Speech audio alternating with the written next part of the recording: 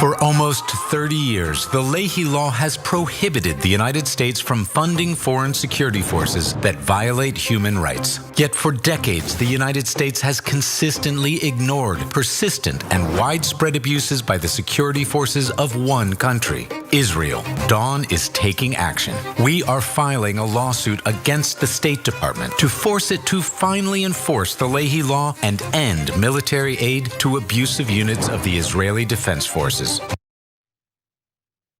It appears that there is at least one group that is attempting to fight back and get the United States government, particularly the State Department, to reconsider its refusal to follow a federal law in regard to supplying weapons to a country that has been carrying out war crimes and essentially ignoring international laws. And in this particular case, it's Israel.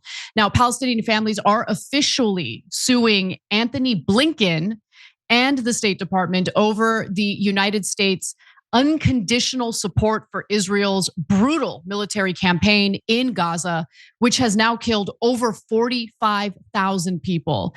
And there's been some more recent analysis showing the insane numbers of airstrikes that didn't even kill a single Hamas militant, but sure did kill a lot of civilians. Now, the video that you just watched was made by a legal nonprofit called Democracy for the Arab World, or DAWN, which helped bring the lawsuit forward. And it's a human rights advocacy group that was actually founded by Jamal Khashoggi. And if you're not familiar with him, or maybe you forgot who he was the Washington Post journalist who was murdered by the Saudi government. Mohammed bin Salman, the Saudi crown prince, had ordered for his killing, and unfortunately that happened when he visited, Istanbul, Turkey. But the suit was filed in the US District Court for the District of Columbia on Tuesday of this week. And in it, here's what the plaintiffs accuse. They accuse Anthony Blinken and the State Department of essentially breaking the United States' own law by continuing to supply Israel with these weapons. And so what they focus on specifically is a 1997 law known as the Leahy Law. It was named after the former Vermont Senator Patrick Leahy. And the text of the law goes as follows. No assistance shall be furnished under this act or the Arms Export Control Act to any unit of the security forces of a foreign country if the Secretary of State has credible information that such unit has committed a gross violation of human rights. Now, there's a former State Department official by the name of Charles Blaha, who actually worked at the department for 30 years and served as the director of human rights, or for the director of human rights office. But now he's advising the group bringing this lawsuit forward. And here he is explaining the Leahy Law and exactly why it's being cited in this particular case. Take a look. The Leahy Law, as you said, prohibits United States assistance to security force units that have committed gross violations of human rights. It's actually very surgical, and it prohibits U.S. assistance to the specific units that have committed the violations. The State Department has for years in its own human rights reports, including the 2023 reports for Israel and for Gaza and the West Bank, set forth gross violations of human rights by Israeli security forces. Things like torture, extrajudicial killings, rape under color of law, enforced disappearances. These are allegations and credible reports set forth in the State Department's own human rights reports. And they go back years. Despite all that, the State Department has never once held any Israeli unit ineligible for assistance under the Leahy Law. I want to elaborate on what he said for a little bit, because the story in the Middle East right now is so horrific that I can understand people wanting to memory hole certain news stories that we've done and certain, elements of that war that we've brought up and covered with a lot of depth. And one of the things that I think a lot of people have forgotten is not too long ago, just a few months ago, there were stories involving Palestinian detainees who were being sexually tortured and raped by Israeli prison guards. And when there was going to be consequences for the guards who carried out those rapes, there was a group of unhinged settlers who were viciously protesting the notion that those guards would face any consequences for what they were doing. I mean, take a look at what's happening in Syria and the land that Israel is now just openly admitting they're going to double settlements in, the Golan Heights. That land doesn't belong to them. It is not internationally recognized as Israeli land. It is land that they have taken over, they're illegally occupying, and now they're planning on building double the amount of settlements in another country's land. And we are supplying the bombs that Israel has been dropping, not only in Gaza, but also previously in Lebanon, right? Not too long ago, before there was a ceasefire that's very fragile, by the way. And they use the same bombs against Syria. So with that in mind, let's get back to the lawsuit, because it says the lawsuit was filed under the Administrative Procedures Act. And it comes after a State Department report in May found that it was reasonable to assess that Israel had violated international law in Gaza using weapons provided by the United States, but that it hadn't violated the terms of American weapons agreements. But Blaha cites the IDF's murder of Uygur, who we covered on the show, in depth, as proof that no, there have been violations of international laws. There have been violations of the terms that have been specified in the Leahy Act. So she was an American Turkish activist. This was literally an American citizen who was actually shot in the head while taking part in demonstrations, not in Gaza, but in the West Bank. Because since the beginning of this war, there has been this sense of entitlement, right? Some of these very far right Israeli settlers have felt quite emboldened to go into the West Bank and essentially terrorize Palestinians in their own homes, drive them out of their own homes. People have died as a result of this. I mean, it has been absolutely brutal. And so there had been some demonstrations. And in this particular case, having to do with this American Turkish activist, she ended up getting shot in the head. And what's amazing about that is, even though we're talking about an American citizen here, Biden administration couldn't be bothered to give a damn about it at all. Couldn't be bothered to go to her funeral, couldn't be bothered to at least show a single ounce of empathy for what had happened. But there are other examples as well, which include Israel blocking the flow of humanitarian aid into Gaza. Something that our own government, by the way, has acknowledged.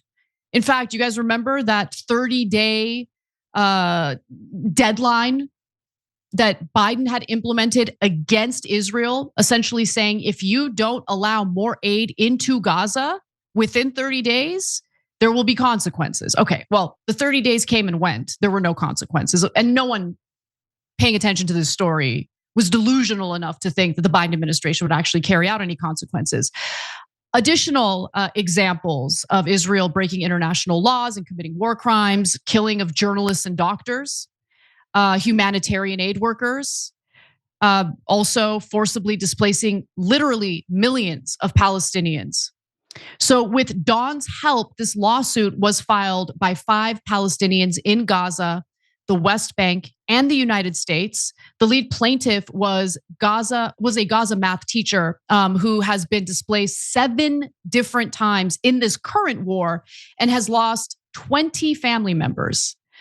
And so Ahmed Moore, who is a Palestinian American writer, is also a plaintiff and says this: My surviving family members in Gaza have been forcibly displaced 4 times since October, living in constant fear of indiscriminate Israeli attacks carried out with American weapons. The US government's military assistance to these abusive Israeli forces, which our own laws prohibit, is enabling these Israeli harms to me and my family. Now, Secretary of State Anthony Blinken absurdly, denies that the department has made unlawful exceptions for Israel. Here's what he had to say in April. Do we have a double standard? The answer is no. Okay, but How are you going to say the answer is no when clearly there are way more strict standards being implemented on other countries that we provide arms to, including Ukraine, by the way? So why is that? Is Ukraine not our ally? Why is Ukraine different from Israel? Why is Israel special where this Leahy Act doesn't at all apply to the weapons that we are funneling over to a country that is very clearly committing war crimes? And by the way, I mean, Biden himself was caught saying that Israel was doing indiscriminate bombings. So they lie to you to your face, and behind closed doors, they say something entirely different, but they still carry out what the Israeli government wants, which is endless supplies of the very bombs that are brutalizing people, wiping out entire Israeli families. I'm sorry, Palestinian families. It's just sick. And so a Guardian investigation published in January found that top US officials had quietly reviewed more than a dozen incidents of alleged gross violations of human rights by Israeli security forces since 2020, but implemented special bureaucratic measures that have ultimately preserved access to US weapons for the allegedly responsible units. Again, that was by The Guardian. And there's more. In April, a coalition of 185 lawyers in both the Biden administration and private sector argued that they believe Israel's military actions likely violate US humanitarian laws, a claim later repeated by 20 White House staffers who dissented in November.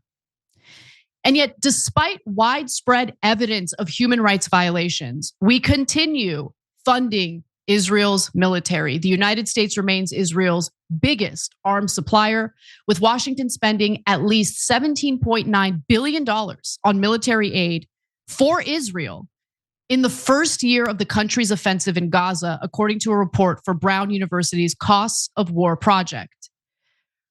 Right now, as we speak, there is a battle going on in the House of Representatives in regard to a government funding bill. If they don't get a government funding bill passed, government starts to shut down beginning this upcoming weekend, okay? And what you're hearing from some lawmakers, members of DOJ, including Elon Musk and Donald Trump himself, is no. This government funding bill, it spends too much money. Because when it comes to Americans, right? When it comes to keeping government agencies funded and functioning, it's too much money. It's just too much money. But no one ever asks any questions about whether funding weapons of death, destruction, weapons of war on behalf of Israel so they can carry out human rights abuses, whether maybe that's too much money. Now, of course, we ask that question here all the time. But there's very little debate, guys, in Congress when it comes to defense funding and when it comes to funding anything that Israel needs in its offensive wars against the Palestinians. Now, there's a difference between offensive weaponry and defensive weaponry. And I've said in the past, and I've gotten a lot of heat for this, that I actually don't have a problem funding defensive weaponry, things like the Iron Dome. But at this point, after more than a year of this brutal military campaign in Gaza, after Israel has already halved that tiny strip of land, Gaza, and essentially pushed out Palestinians, to the southern end of the Gaza Strip, and basically said, well, Israel's now going to be in full control of the entirety of this strip of land. But Palestinians aren't even allowed to go back to northern Gaza. We control that now. We own that now. That's what Israel's saying. They're just openly saying it. And we're all supposed to pretend like that's okay. And when there's retaliation against Americans, whether it's American troops in the Middle East, whether it's an attempted terrorist attack against Americans on our own soil, what is the discourse? What can we expect? Oh, these dirty, terrible Muslims, it's because they're evil and they hate our freedoms. Or could it be that our actions on behalf of defense contractors, weapons manufacturers, and yes, lobbies like AIPAC, our actions have caused so much pain, so much death, so many humanitarian rights violations in the Middle East. Do we deserve that hostility? We as the American people, I don't think we do. What's frustrating is it feels like we have no control over our own government when it comes to this issue. Now, every year we give them a lump sum of $3 billion to use however they please, which, as Blaha explains here, is massively problematic. So take a look. We don't know all the places it goes. We don't know the units it goes to. And that's a problem because the Leahy Law requires vetting units. In that situation where we can't trace the units to which the assistance is going, the law requires the State Department to give the countries in question, and Israel's one of those, there are a few others, to give the countries in question a list of ineligible units. The State Department has never done that. That has been the law since 2019, and in 5 years, the State Department has never given Israel a list of ineligible units. It's given lists to the other countries that this law applies to, but not to Israel. And I really appreciate him highlighting that double standard because we lose the moral high ground as a country, as a government, especially when you hear the US government justify actions against an adversary because they're carrying out humanitarian rights violations.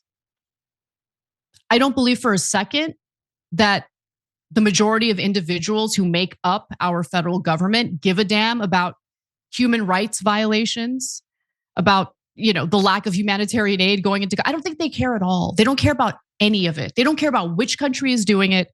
They just care about making arguments and tying it to situations that are convenient for them, right? Human rights abuses is the go-to line when our lawmakers want to justify going after a country or providing military support for a country against one of our enemies.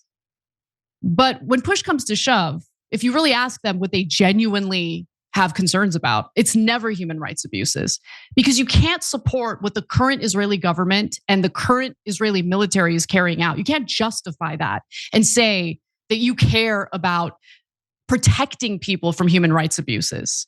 We are aiding it, we're abetting it. And as we nickel and dime our own American people, there's no end in sight when it comes to the billions of dollars that we'll send over to Israel. It's unacceptable. And I love that there's finally a group that's fighting back against it. We'll see if it goes anywhere. But at least there's a glimmer of hope that, there's some cop on the beat. There's one organization that's trying to fight back. If you enjoyed this video, that's because of our members. They make us independent, they make us strong, and they make us honest. Become a member today by hitting the join button below.